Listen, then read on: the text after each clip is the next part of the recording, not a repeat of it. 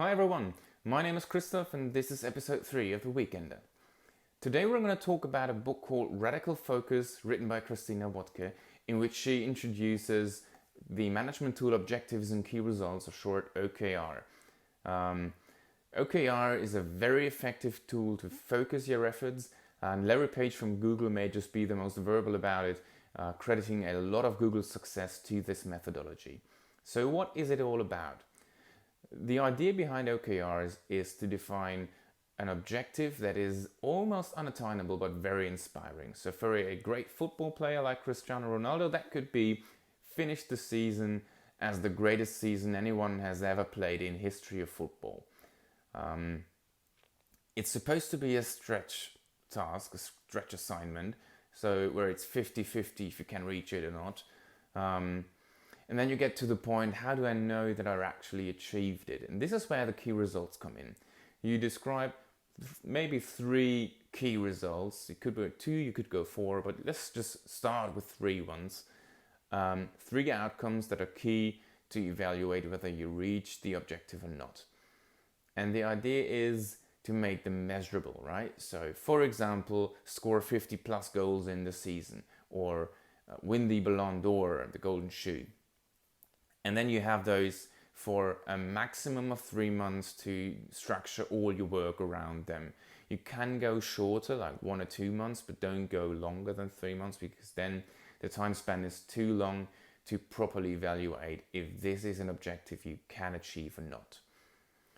In this book, she gives a lot of practical tips around how to use it. For example, you should only have 1 objective and key result for each business. If you've got multiple business lines, formulate 1 for each business line. If you only have 1 business line, you only have 1 business OKR at the top. And then each department OKR or team OKR should somehow link to the business OKR.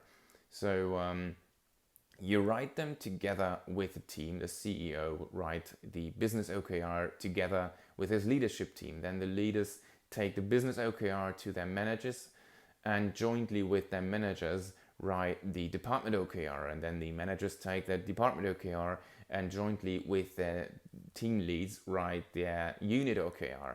You get the hack how to cascade it down, but also you should write OKRs upwards, because salespeople or support people usually the first ones who learn about changes in the market or changes in user behavior.